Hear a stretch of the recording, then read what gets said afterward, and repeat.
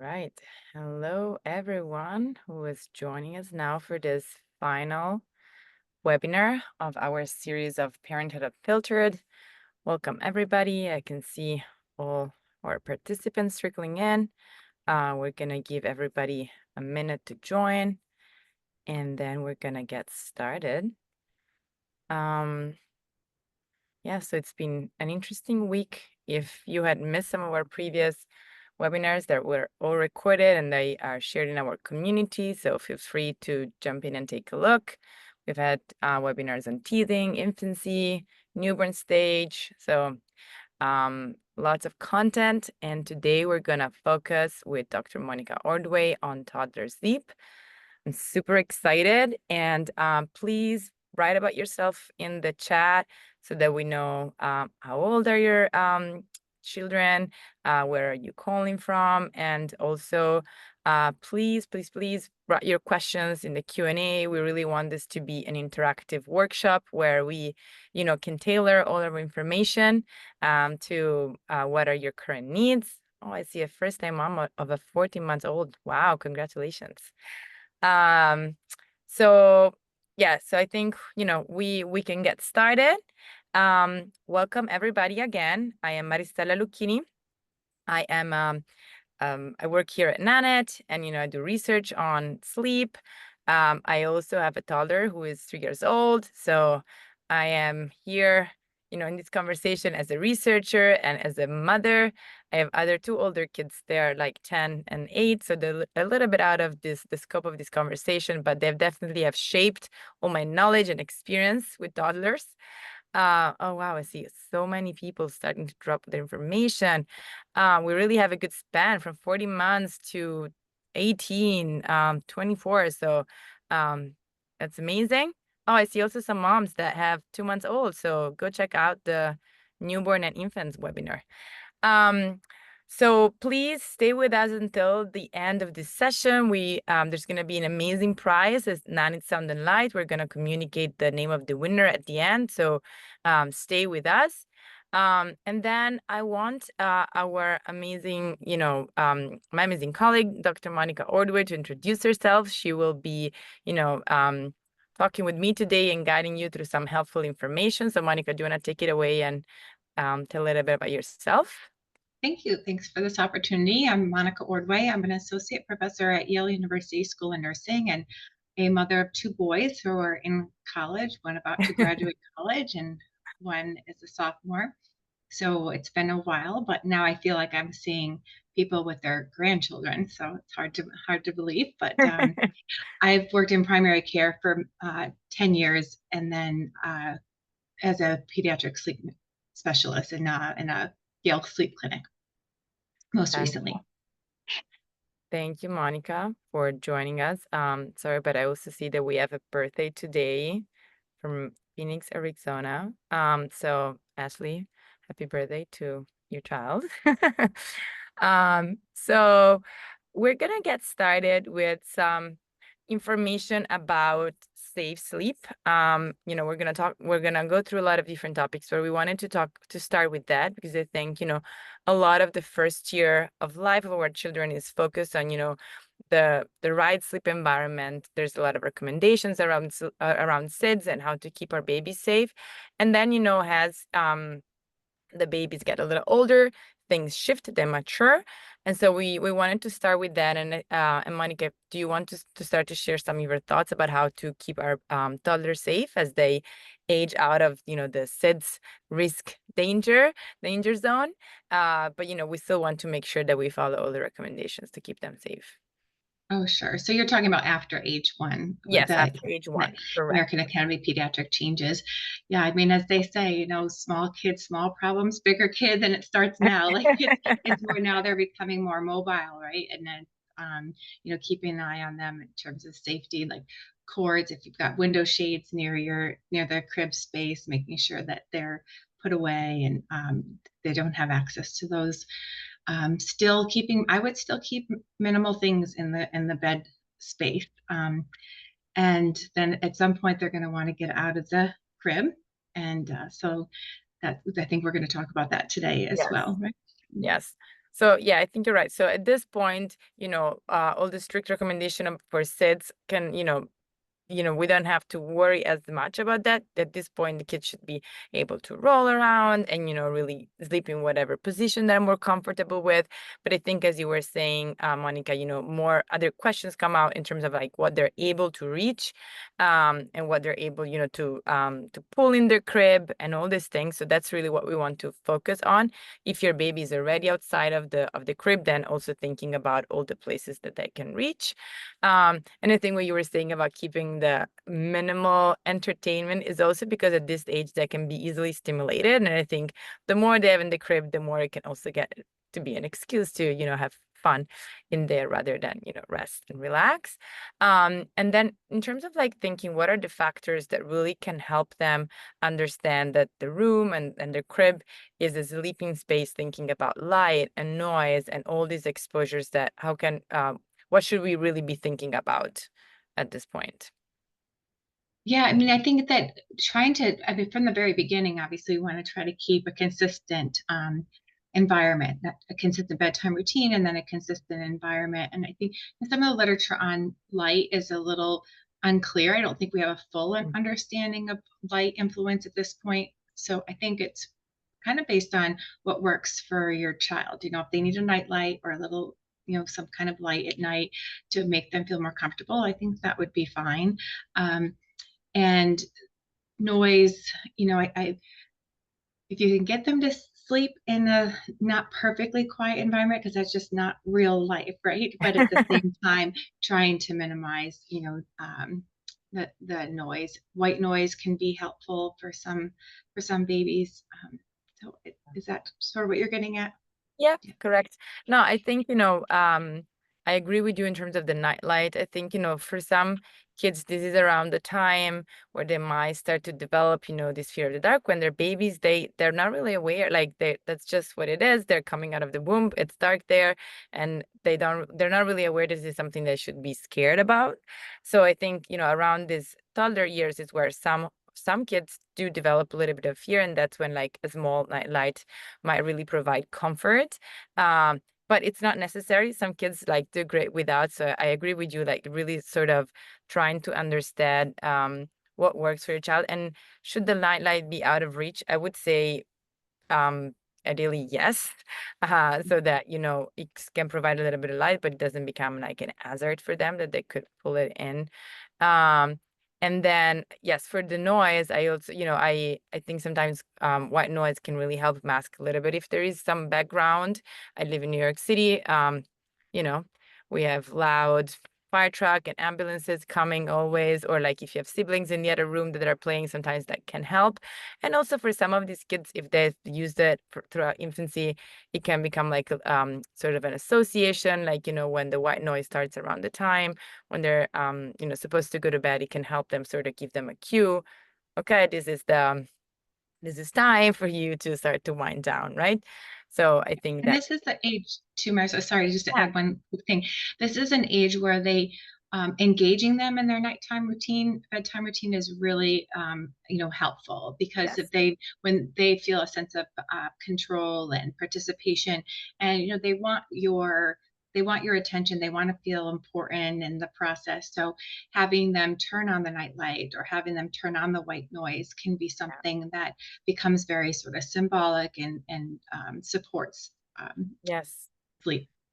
You kind of like naturally transitioned in my next question, which was really about, I think as a parent, the things that sort of surprise you the most when become a parent of a toddler is that even your baby that was sleeping beautiful the day before, then there's sort of a switch when they become aware of who they are and now they can, ask for things, or like sometimes not even that kindly, but like request things, and you'll start to, yeah, make what they want in their own, ways that are still sort of mature and, a little clumsy.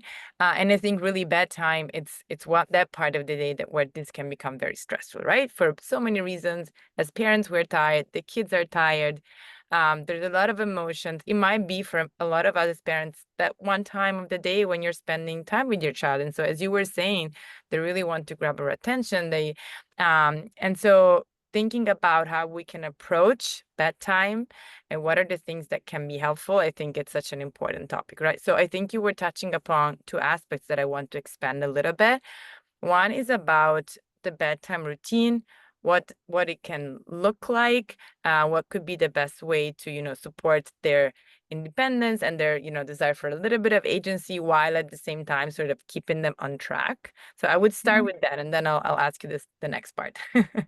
Yeah, no, I mean, that's probably one of my most favorite topics to talk about. I developed an intervention for early Head Start, which is, a toddler age group. And one of the things I think is not just it's the preference of the child, but also of the family, because every family has different sort of preferences or cultural practices that they might have around nighttime. So one part of my intervention is there are 12 bedtime activities for bedtime routine that I offer Hmm. to families and ask them to choose about four of them for um, consistent use every night. It should Hmm. not last more than say 20 minutes, 20, 30 minutes, and it should be done in the same order every night. So, Okay. so for Very some people, predictable. very predictable, right? And the way I put it together is it's on like a magnet that they can take the four activities on and off each night. And so again, Okay. that sort of participation is really helpful. So I think that's, and then the biggest key I think that can be helpful is I encourage families to have some type of a mantra. Like I recommend something like, good night, I love you, I'll see you in the morning. And I think that really kind of encompasses something about it's nighttime, it's time for bed. You're reassuring with the I love you, and also reassurance with the I'll see you in the morning.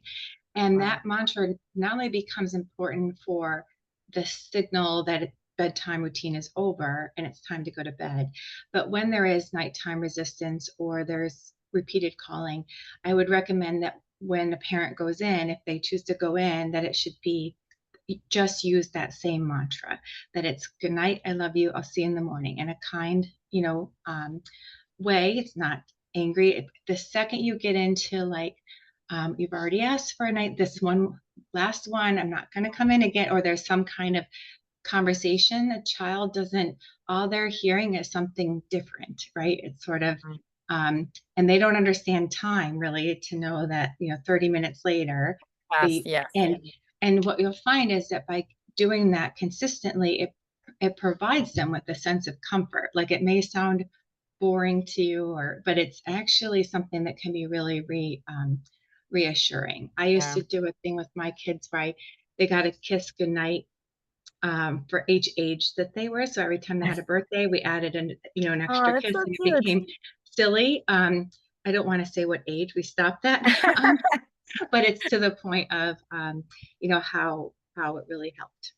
Yeah, I think this is super helpful. And a couple of the things you talked about that I really want to underline is one that, bedtime, we want this to be, something that you look forward to. And I know that as parents of toddlers, this could be rough sometimes, but at the same time, like, this is why, we want you to choose activities that you and your child enjoy. Like I'm just giving an example. Let's say that, we often hear that we need to read books. If that's for your child or for you is really a stressful activities and you'd rather do a puzzle or you'd rather do a little bit of a song or you'd rather do a little bit of a massage, like this is really where, like, at this age, they're starting to develop their personality and to really show their preferences. And so I encourage everybody to really think, what are some of these activities that I see that are really relaxing for us and enjoyable, and then create sort of this environment of connection and winding down rather than, spike tension between me and my child. That's not what we want right before going to bedtime. Even if reading is great, if bedtime is not the right time, we'll do it another time. So thinking about, as you said, there were like a list of choices that you could pick, and then you can figure out what works best for you. And I think, There are also, so yeah, go ahead. Okay. No, please go ahead. I was just thinking that, also at this stage, sometimes, maybe when they're little, taking a bath was a great way, ways to wind out. Sometimes for toddler, bath time can be truly exciting, and that's really fun. And we want that to be that way. It's really a time when they explore. So at some point it might not become the best activity to do before bedtime because it provides a lot of excitement. And again, like this is something that you might want to see with your child, what if it works well or not. Go ahead, Right. please. Oh yeah, no, and some children can't be bathed every night. They might have eczema or some other reason. So Exactly. it's like Oh. something that I would say that something that is transportable and something that you can do every night. And I think one of the things where reading can, I think it's stressful for families, can be this repeated, like one more book, one more book, one more book. And Mm-hmm. I like to tell families that I would really limit it to one or two books at night, and that it's part of the bedtime routine. That and then it's wonderful to read five books, but read the other three books a different time. Maybe it's right after dinner, or because what happens is it becomes that sort of dynamic of a power struggle of one Mm-hmm. more. It's all about limit setting, and so it's just in a way of, if you set up from the beginning that part of the routine is one book or two books, whatever you choose, that's fine. It's just sometimes that transition from reading can be a challenge. And I'm keeping an eye on, and I'm sure you are Yeah. too, the Yeah. questions. And I just, like somebody had said, do you recommend reading and then walk the mantra and walking out? And the walking out, in a lovely way, right? Like, um, see you later. No, it's then that lovely way, like, all right, it's time for bed. And then I think it's more of like as you're tucking them in, or putting them down. Good night. I love you. I'll see you Yeah. in the morning. And then you're leaving. Yeah. Yeah. And I think, there's one question about how do we want to foster that independence while also not feeling, guilty that we're restricting cuddles and snuggling. And I know that, again, for a lot of parents, this is that time of the day when you can have that connection. And I think that it's great if, a part of that routine can become a little bit like is a little bit of a snuggling. But I think that, as a parent, it's so easy always to feel guilty about what we cannot give all the time. But also I think, from a researcher perspective and from a mom perspective, I also know that giving my child the gift of sleeping well, and it's probably one of the best things that I can give them, in the sense that when children are rested, there's they gain so much more in their ability the next day to connect with me, to learn, to have the energy to enjoy whatever activity they're doing. So I know that, I think as parents we have a tendency of feeling guilty for everything. But in a way, I don't think we could ever feel guilty about allowing our child to get the rest they need. And so it's, building a little bit of time for snuggles and cuddle, it's a great way to connect in the evening. And I think, depending again on the temperament, some of the kids really need that time where they want our one-on-one connection with them. But again, like I think being able to set this time and limit, I think Monica, you and I have had this conversation many times, and it's a little bit similar to, with food. Like, you are the parent and you know what's good for them. And if your child asks you for a second candy or a third candy, or like, that it's not, you shouldn't feel guilty saying no, because for them that's what's good, right?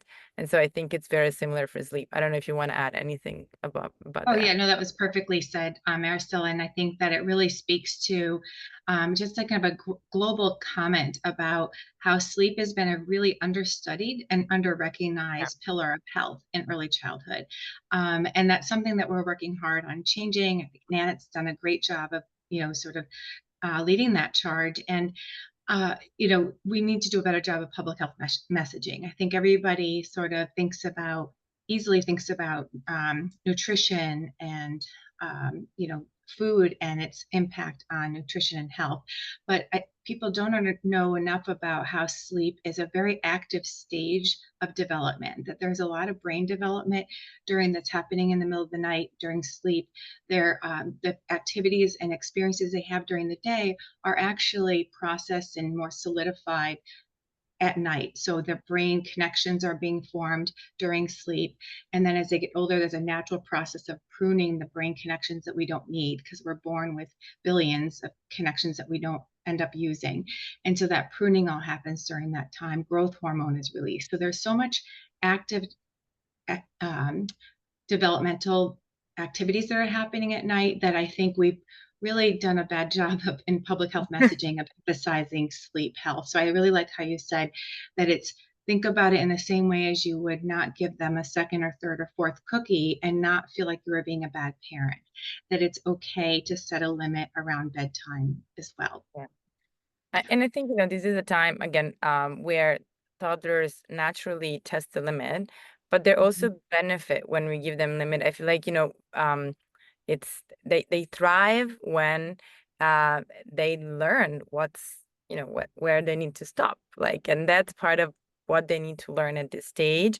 And I think there's been a few questions like, how can we shift? When we maybe have started, when they're little, we talk a lot about sleep training when they're 6 months or so. And I think, once we get to toddlerhood, sometimes either we haven't, like, there wasn't a need for sleep training before, or again, as I said before, these babies were sleeping great, and now it's just becoming harder. And we have there are sort of routines that are starting to become heavy for parents. An hour and a half they're having to pamper the baby to make him fall asleep, or they want you in the room for the whole time. What are some suggestions that you would give for parents that want to move away slowly from the situations that have created and that feel ready, to teach their child to be a little bit more independent at this age? Sure. I would say that, the three main under the age of three, like two and a half, three, we talk about, extinction or graduated extinction or parental presence is probably our three main sleep training activities. Is that something you want me to talk about, Yeah, I Maricela? think if we could briefly like give a little bit of, and then we don't have to go into the details, but I think we talk so much about it, what it looks like when they're babies. And I feel like sometimes when they're a little older, it's kind of hard to understand, okay, how can I make this work now that they're Yeah. older? I mean, I'm not going to lie. It's definitely difficult if you haven't established that bedtime routine before age one, like around 6 to 9 months. It's not impossible, but you do have to get into probably a little bit um, get into the graduate extinction, parental presence. I know one person in the chat had said they were staying in the room until the child falls asleep, and it takes about an hour and a half. For someone like that, I would assuming that the child's under the age of like 2.5. And the reason why I say 2.5, 3 is because once they get to that 2.5, 3 age mark, and they can understand sort of cause and effect or consequences, and like what was French, like positive reinforcement. I think a bedtime pass can work really well, and I can talk about that. Yeah, we But can get into that. a bedtime pass doesn't really work until they can really understand that concept cognitively. So that's closer to 2.5 or 3. But for if the child was under 2.5 or so, and you're staying in the room for an hour and a half, I would suggest, you could do parental presence, which would mean, doing what you're doing, but keep moving your chair or your space a little bit closer to the door, Mhm. every night or every couple of nights until you're at some point at the door. And Yeah. then, and then maybe even in the hallway. And then that can work where you might go to like a graduated extinction Hmm. type of thing over. And once they can understand sort of rewards, that's the word I was looking for, the concept of reward, I would suggest a bedtime pass, which is can be really, again, this is all about engaging them. Create a like get an index card or some kind of cardboard small paper that they can draw and put stickers on, make it fun, and they get this pass to hold on to at the end of the bedtime routine. You say your mantra, and then they have this pass for one more kiss or hug or drink or something. But if they were to keep it and not give it to you, not ask, not follow through with that, if you weren't called in, then they keep it, and then in the morning they get a little prize, and it would be something like, picking the dessert for after dinner, or it could be a small toy, something like that. But then the big thing is that you choose a gift that's a little bit bigger. I mean, I don't want you going out spending $50 or anything like that, but like a little bit bigger, something that is that will really get their attention. And you buy it beforehand, and you let them know if you keep the card, the bedtime pass for 3 nights, you get the bigger prize. And that bigger prize, I always have to emphasize that put it like somewhere visible where they can see it. So every day it's like a reminder They that need they're the trying to motivation. into They that. need to, Exactly. It's a motivation. And I always have to add that I joke and say, I don't care if your 2.5-year-old empties the dishwasher, takes out the trash, and does the laundry that night. They don't get that prize for anything else except for the bedtime pass. Because I think we can fall, to that, like you have a bad day, and it's like, in giving that prize for something else. So I kind of They're joke so about cute. They always manage to, derail our good that. intentions. Yep, yep, Um, yep. but I think I'm reading, about this person that says, the child does that with me, but not with my fiance. And I think it's just very common, that, they have with the mom, or depending on the relationship that they have with one of the parents, that there might be one of them to which they tend to do this more. And this is perfectly normal. Mhm, There are different relationship and dynamics, so this is sort of like completely developmental appropriate. I think because we had some questions about when we have more than one child sharing a room, so we have maybe a 2-year old and an 8 months old. I think, for example, the parental presence with this fading sometimes is very appropriate if you have more than one child sharing a room. And so you want to make sure that you don't let your toddler cry for 3 minutes when they wake the other baby. And so I think, for example, we did exactly this with my toddler, because he was sharing a room with these two other siblings. They were already hating all the chit-chatting, that, all the noise that he was making, although we provided some earplugs, but whatever it was, they weren't as effective. So that's exactly what we do. Like we moved, a little bit further away, and and then eventually he got used to the idea that we were right next to the door. And he doesn't necessarily need to know that we're not going to be right outside of the door the whole night. But for him, mhm. we got to a point where he was fine not having us, and not seeing us, and not so I think that's a very helpful method when you have shared spaces, and it allows for a little bit more of a gradual process.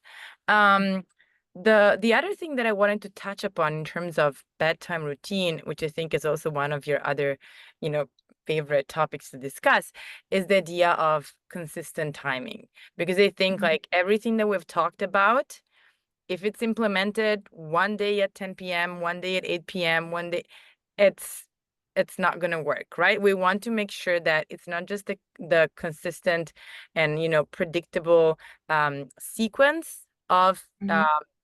activities, but also we try to identify what is the what is the best time for our family that it could work out for bedtime, and sort of keep it consistent. So I don't know if you want to sort of Yeah. explore that more.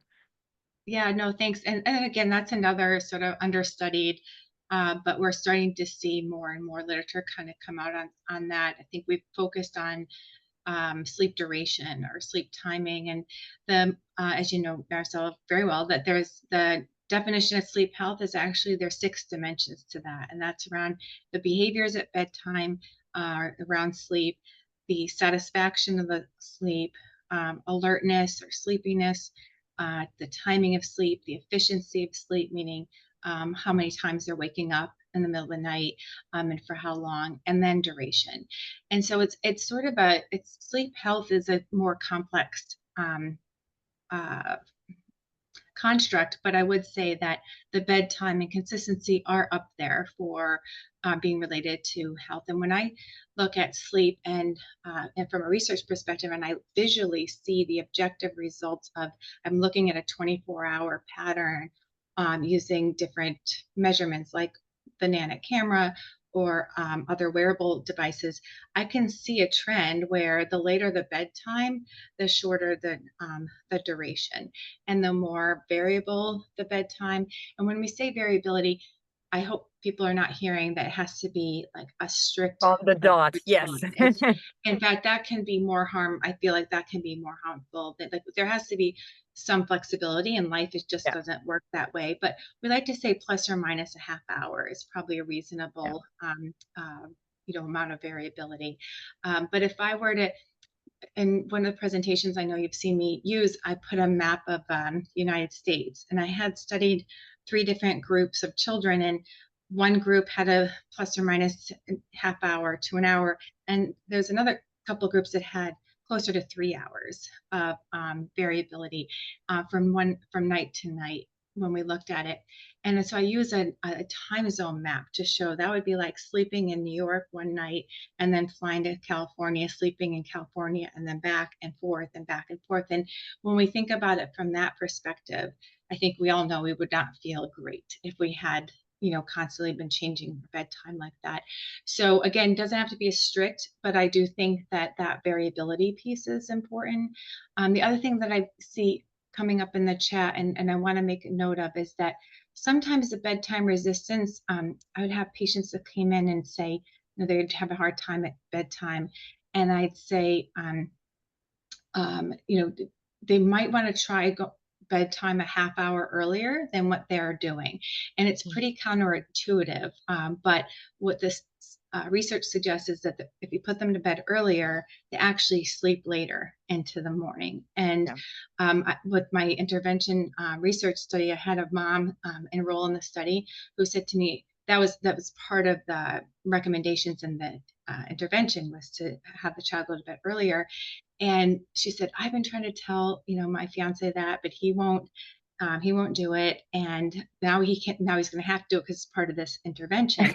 And she came back and she was so thrilled. She's like, it worked, and he could not believe it. And he's a believer now. And so sometimes if you're finding it's a struggle over and over, maybe not a full half hour the next night, maybe try 15 minutes. I usually try to change it in like 15-minute increments. So 15 minutes earlier for a few nights, and then another 15 minutes.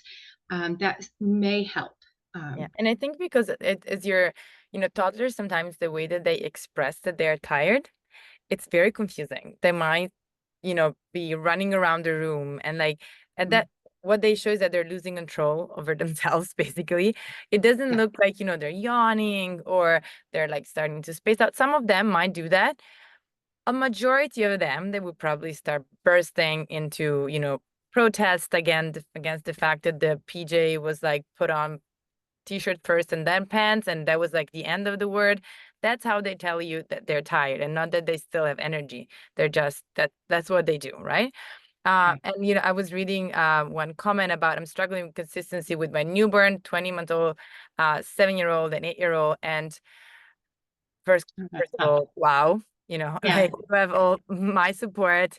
I was there with the newborn, a 5-year-old and a 7-year-old. I remember it's really hard. Like, I remember when the nights that my husband was home, we would try to divide and conquer. One was taking the newborn, the other one was with the older two. But I remember there were nights, when we were not both around in time for it.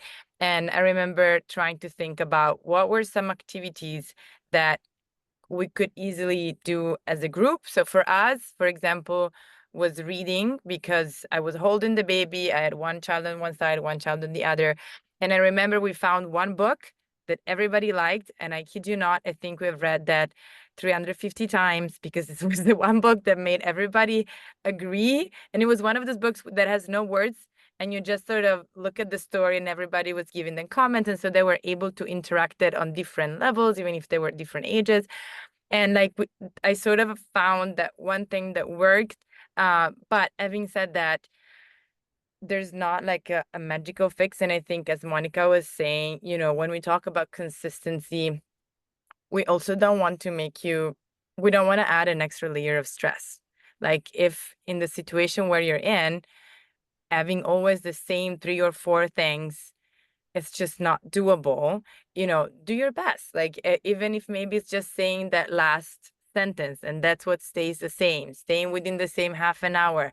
Like, I think, of course, we always try to depict what's the ideal scenario.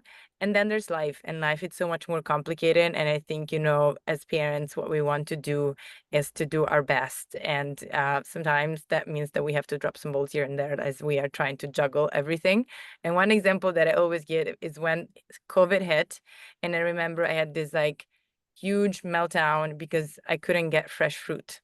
And that to me felt like the huge, biggest parenting failure. And I remember my husband looking at me like, we're both at home working full time with 2 kids in the middle of a pandemic.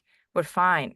Even if for a couple of days. And I think, as parents, again, like going back to the guilt, we would love to give our kids always the perfect the perfect solution to everything. But that it's totally fine to do your best, even if that's sometimes isn't, always picture perfect.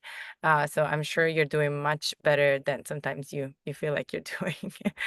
I could Um, reframe that for a second, yeah, to Marcella, is that we send focus on the things that we're not doing right instead of focusing on the things that we're doing well. yeah, And from a child, I've taught child development for years to our nursing students at Yale, and I always mention to them, the from a child development perspective, we call it the good enough parent, and yeah. it is about 30. What we anticipate, or what we suggest with that, is that good enough parent is 30%, doing it right 30% of the time. And that's not that you intentionally mess up for 70% of the time, Right. or you're a bad parent. It's that I would reframe it to say it like this: that if you did if you were even able to create a perfect environment for your child, what is going to happen when your child realizes the world is largely imperfect, or Mhm. that they experience something that doesn't go their way, Yeah. or doesn't go as they expected? Part of There are three types of stress that we talk about in health and child development, and that's positive stress, tolerable stress, and toxic stress. And positive stress is just that. You actually have to have stress on your bones for them to grow. You have to have experience stress to develop a stress response, to know fight or flight. And stress gets such a negative has such a negative connotation. And when we talk about tolerable stress, that's like maybe a divorce or a death in the family, or getting an immunization, something that is sort of part of common stressors, but there's always a buffer there, that's that safe, supportive environment. When we're talking about toxic stress, the damaging stress to our bodies and for children, that's neglect, that is, lack of food, that is abuse, that it's not I would take a guess that those who have signed up for this webinar today are not likely, Yeah. at all Yeah. at risk for that. And so I just like to emphasize the positivity piece Yeah. of it, that you're actually That's contributing good. to their development by helping them process. uh, Yeah. I think yeah. that's a powerful reminder as parents. And I saw in the chat some questions about how to tackle night wakings, because we've talked a lot about, bedtime resistance, but then, we have a whole night ahead of us. And sometimes that night goes smoothly and sometimes it doesn't. And so what would you recommend as the best way to help our children sleep through the night, so that we can also sleep through the night and everybody is happy the next day? Yeah.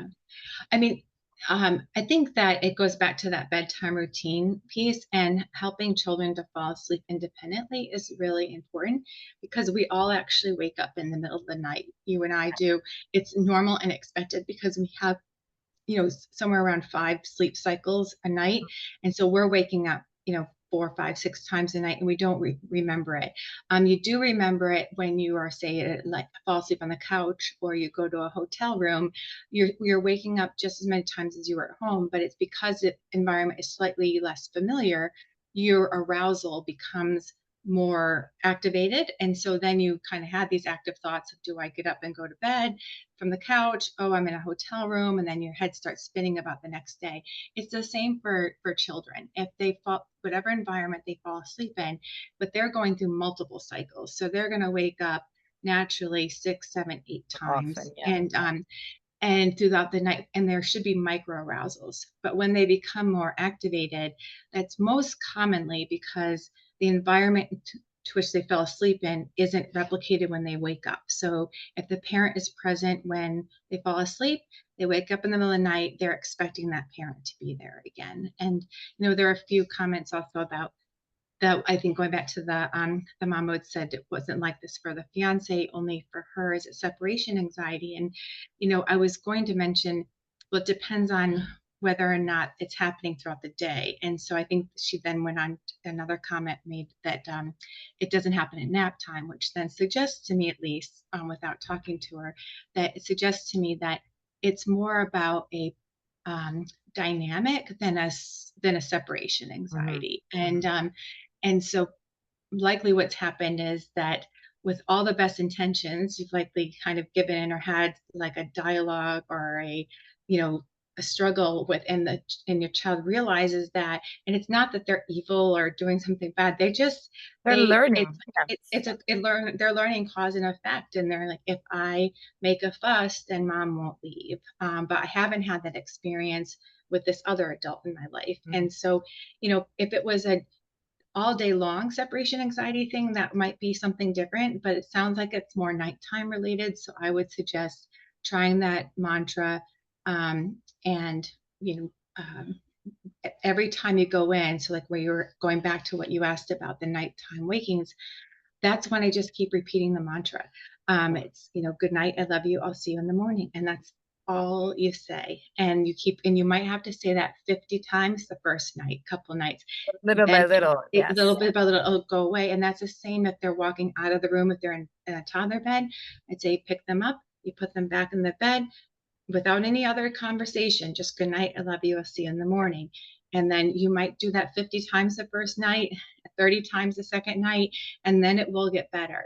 But Yeah. the second you start to negotiate or change it up, Yeah. it's like it just resets. It resets the whole thing. Yeah. It's just how they're wired, and it's not a, they're Yeah. not psychopaths. They're like It's literally normal. like, It's normal. yes, Yes. totally normal. Yeah. I want to talk about so many other things, and I see the time passing. So I want to get to three important things that have been asked.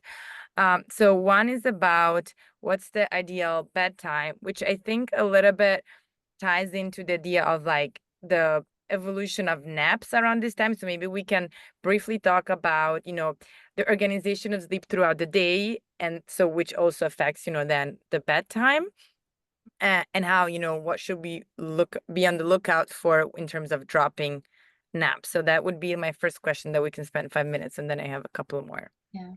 Yeah, I think it's like I said, that because sleep health is like a multidimensional sort of construct, I would say if your child, it's more about what kind of sleep duration are they getting in a 24-hour period. So if they're meeting the recommendations for sleep duration during the night, and they're working on dropping the nap, I think that's fine. I was just with a 4-month-old baby, 4 or 5 months, this week, who taken a very quick nap. And I had said to grandmother, like, that's, wow, that was short. That's all he naps and during the day. And she said, yeah, he sleeps for 12 hours. And I was like, well, lucky him. So that, the 24-hour period is what's most, kind of what's most important. But yeah, typically around age 3, 18 months, they should drop to one nap. Not when I say should, 18 months, they commonly drop to one nap. And then around age 3, it's about 25 to 33% of the preschoolers, sorry, are still napping. And then still about 10% are still napping even at age 5, but it's a much smaller number. Yeah. And those are sort of just rough estimates. Yeah. And so what are you think some of the things that we should be on the lookout to see, like, that they're sort of getting ready to make that transition, right? Yeah, And I what think should we expect? Yeah. Yeah, I think, just, having them if they're not falling asleep for their nap for one, but also they may start their bedtime might shift to a little bit later. It might become a little harder for them to fall asleep at night. And so that's something that might clue you into maybe it's time to either shorten the nap or, and I would generally recommend that the naps not start after 3 p.m. or that they should end by 3:30. Mhm. Sometimes what I would see is that some children might fall asleep briefly if they're, say, that childcare, and they're picked up after work, and then they have maybe a 10 or 15 Cat minute nap, little yeah. nap in the car. I think it's more that it's that little brief period that might be causing some delay at nighttime. Mhm. So just be on the lookout, sort of like with toddlers. I don't know if you've ever had the conversations with your um, client base, that giving them like just a handful of goldfish crackers in the car is enough to make them not eat dinner, because toddlers are really busy little bodies, and so they're not going to stop to eat unless they're hungry. And Yeah. so if their appetite it's like these little things can make a big difference. Yeah. So there are two things I want to talk about. So one is about night terrors and nightmares. There was a quick question, and then the other one is about the crib to toddler bed transition. So I think in the next 15 minutes, these are some of the Mhm. things that come up in the chat. So can we maybe help our parents understand the difference between nightmares and night terrors and how they Yeah. can tackle them? Yeah. And so then we go to the crib and toddler bed. Yeah, I think that's a really important distinction there between nightmares and night terrors. They actually, from a physiologic standpoint, they happen at two different stages Yeah. of sleep. So, night terrors happen during deep sleep or stage three sleep, and nightmares happen during REM sleep. And the way you can tell the difference is that they remember their nightmares in the morning, or they'll be able to talk about it, but a night terror, they won't remember that that happened. They're in a deep sleep and it's not, they won't remember. And the way you would manage that is that, and this is the same for night sleep talking and sleepwalking, and night terrors all happen during the deep sleep, stage three sleep. And the best thing to do is to not actually intervene, observe and watch from a safety perspective. But the more you try to intervene or touch or comfort or talk them out of it, the longer it can actually continue. Um, there are a small number of adults that continue to have night terrors, very small percentage. I happen to be one of them. And I can tell you from firsthand experience that when my husband tries to like get me from Escalate more. stop, Yeah. yeah, to stop screaming, or I was very sad when my boys told me that when they would wake me up at night, they would stand back. They would wake me up and because I would hit or whatever. And so yeah, so just from firsthand knowledge, I can tell you, don't just let observe for safety. Um, they're not going to remember it in the morning, and that's bedwetting. All of those happen during that deep sleep piece. Yeah. You may need to put a bell on the front door if it's sleepwalking high up, or a latch high up, because safety is really important. Or if you have a gas stove, if they're getting to the kitchen, you Yeah. might want to put some controls on that. But otherwise, and some parents will put a bell on the door so that the child does try to leave the room, like a little Hmm. bell is triggered to wake the parent up. Yeah. Um, Hopefully that helps to distinguish. Yeah. I think that's super helpful. So then, I'm also trying to keep an eye on the chat and me, so I'm like jumping here and there. Yeah, Uh, it's I hard. think the last thing I wanted to talk about was the transition between the crib and the toddler bed, because I think at this stage, it's a transition that can have lots of considerations. Sometimes we do it because there is another baby coming and we need the crib, or sometimes we think, they're big enough, we want to give them the independence. They might have seen it, their older siblings having it. So there's a lot of considerations that go into this decision. And there's not like a one age that Mhm. always works out. In some cases, it can be a consideration of safety if they're really trying to climb out, and we want to make sure that they don't get hurt during the night. I want to, for you to share a little bit your thoughts about this and how our parents can decide when it's, the right time for the children to make that transition. Yeah, I mean, definitely, again, not to seem wishy-washy, but it is definitely individual, situations. I would say that there's no harm in keeping them in the crib for a longer period of time. I think typically we would say around age three is a common time to see that transition happen. What's nice about age three is that they're moving a little bit past that sort of stage where they may start to develop sort of bad habits, if you will, and of getting up out of the bed and such. But Mhm. if you take them out earlier, sometimes it's you have, like you said, another child coming and they need the crib for a new baby. Um, I think just engaging the child as much as you can, and picking out the bed, picking out the bedding, keeping the routine the same. um, Forgot another thing I mentioned about the bedtime pass. This would be maybe a good time where a family member recently told me they were giving the child a glow in the dark sticker star every night that they went to bed, and then they kept adding stars to their room. And so that can be a nice sort of mini reward that can mean a ton too, for Yeah. your Yeah. I would two keep or them 3 year old. company sort of every night. Yeah.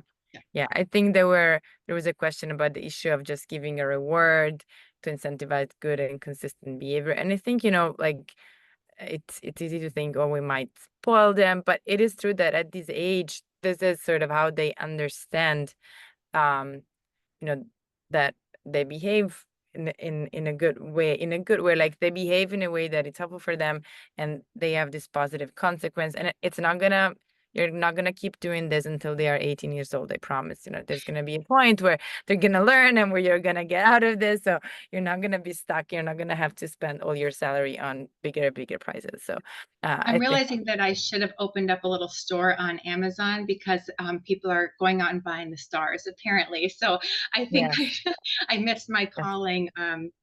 Yeah. yes, If I now could to tell you just learn. a quick, very cute story though Yeah, about 18.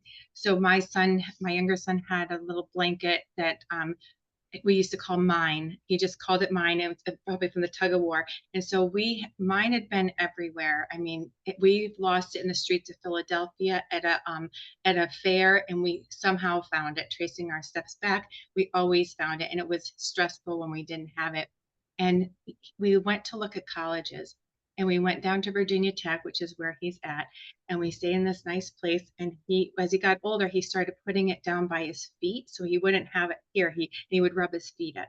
And we were driving home the long drive from Virginia to Connecticut, and he was sitting behind me, and he leaned forward. He said, "Mom, I think I left mine at the hotel." And I have to say, he was 18, but it was devastating to me too. And he was like, "Could you think it could call the hotel?" And it was a rag. My son is so independent. He comes home like literally he's been home, I think, once a semester. It's not he did not grow into this super dependent, but that this little comfort thing was was one really thing. Yeah. important to him. And so he survived, but it was heartbreaking when they let go of that when mine was lost. Oh, that's such a cute story. Yeah, and I think, there's just so many comments about, how sometimes toddlerhood can be a struggle, and, I think everybody's sort of prepared to be awake many times a night when they're just born. And then, like, you feel like you finally got it and you enter into this new stage and new challenges come up. And so, I mean, I think this is why we love to do this with you guys, because we know that these stages can be tough, and we want to try to provide with the best information to for you to be able to tackle this with confidence, knowing what it's normal. Because I think sometimes it's often so scary when our children, someone was talking about a regression before, when our children all of a sudden start to act in a way that we didn't expect. And we're like, is this normal? Should I be concerned? And, it is normal to expect some changes around this time. I think, I would often stay away from the word regression. I don't know, Monica, how you feel about it, just because there's so much variability in the reasons why toddlers could have periods where they don't sleep well. It could be because of the transition to the crib. It could be because of a sibling. It could be because of the change of the nap. It could be because maybe Mhm. they change class at daycare, or they stop using the pacifier, or try, like there. I don't think in the 20-month sleep regression, or like that. Or sometimes, for example, for my child, we had a huge, you know, alteration in sleep patterns when his vocabulary exploded. And like Mhm. he started talking the whole night, and he would wake Mhm. up and wanted to practice. And that's also very common when they develop these exciting new skills that we think during the day are so cute and exciting, because we love when our, toddlers start to say new words. They're not as exciting at night for us, but for them, they don't care. They've learned this new thing. They want to practice it, and they wake up and they want to start singing the song that they've learned at daycare. And so I think that it's totally normal. But at the same time, one thing that I would like to say, and from your experience, Monica, I think you probably can relate to this. Um, we often, there's such little time sometimes with our pediatricians that we don't have time to talk about this. But if things start to become hard to the point where you feel like sleep is truly impacting your child well-being, your family well-being, um, it's something that you should feel comfortable reaching out to your pediatrician and asking for help, and or asking the pediatrician to refer you to someone else if they might not feel comfortable, they might not have the bandwidth to be able to support you in this. We have a lot of Ask Me Anything event and moments in the community when you can put in the chat, and I think this is really good opportunity. There could be some there's a lot of variability in what it's normal, but there could be some sleep disorders that could be emerging. And so I think I just wanted to make sure that we encourage you to reach out to your provider. So I don't know since you are one of the people that would, get called in some of these situations, I feel you probably share the same thought, no? Oh, absolutely. And I think I would say that to put an important sort of message out there that if your child's snoring, Yeah, that you do need to have, that is a referral. And it gets very much like, oh, it's cute. Or if they have snoring when they have a cold or something, that's not that's such fine. an, Yeah, that's fine. But if it's a regular snoring episode, don't take the stance of like, oh, they'll grow out of it. They yeah, really should have a sleep study. Sometimes it's just tonsils and adenoids, but it can impact the sleep in ways that you can't see, most yeah, specifically in the amount of slow wave deep sleep that they're getting and REM sleep. And so I would encourage you to reach out if they're snoring. And then if the parasomnias and the nightmares, night terrors are happening more than once or twice a week, then I would also um, reach out to yeah. provider to have that, further looked at. Yeah. And you're the people that know your child best. So if I feel like whenever you feel like something is a little off, there's some changes that are sort of not resolving, or you see like how sleep impacts the daytime behavior, that your child is constantly sleepy or much more agitated, always wakes up very cranky and not feel rested. Those are probably signs that you might want to take, especially when they, are for a prolonged period of time. I was just joking before this call that we had a horrible night. That's fine. It happens. My 3-year-old was, a little bit over the praise for one night. That's totally normal. But if that becomes something that, you start to feel concerned and it becomes heavy for the whole family to juggle that, that's the right moment to reach out. So I think hopefully we were able to jump here and there and address most of the things that were asked. I'm sorry if we missed some, so please feel free to reach out again in our community. And I mean, I wanted to take these couple of minutes to thank you all of you guys. I know it's not easy as parents to carve this time during the day, this whole hour to be with us today. So thank you so so much, and thank you, Monica, for sharing your wisdom as a sleep researcher, but also as a mother, your perspective. I think it's just so valuable when science just sort of comes to the level of everyday experience, and it's really something that everybody can relate to, and we can feel connected and supported as parents. And so I think we are going to find out pretty soon who won the Nanit Sound and Light. I messed up the time zone. Yes, someone is asking about the recording. The recordings will be available. So no worries if you were busy, or if your toddler was screaming in the background, or if they skipped their nap time and you couldn't, listen the whole thing. The recordings will be out pretty soon. Okay, we have a winner, Taylor. I'm not sure I can say your last name now. I think it's Forsyth. Congratulations, you won a sound and light. But thank you everybody else that was with us today. We hope that this was super helpful, and we can't wait to see you at our next event. And have a great rest of the day. Bye, Monica. Bye, everybody. Thank you. Thanks. Bye bye.